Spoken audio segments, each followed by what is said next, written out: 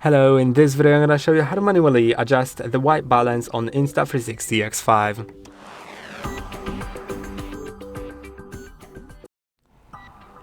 To do it, you can slide left from the right part of the screen, then in either auto or manual mode, whatever you're using, go to white balance, and now you can set it to auto or manual.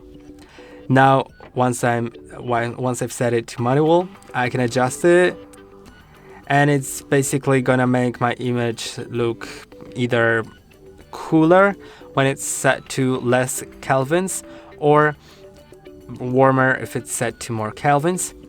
And of course, it's not really, it can be used as an effect, but you probably won't need it as an effect.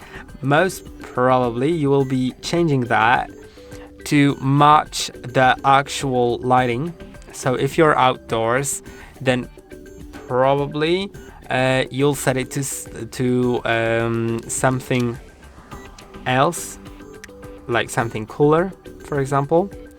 And if you're indoors, then you want to maybe set it to something warmer, but if you have a warm light inside, then you want to set it to something cooler, just so it matches the environment.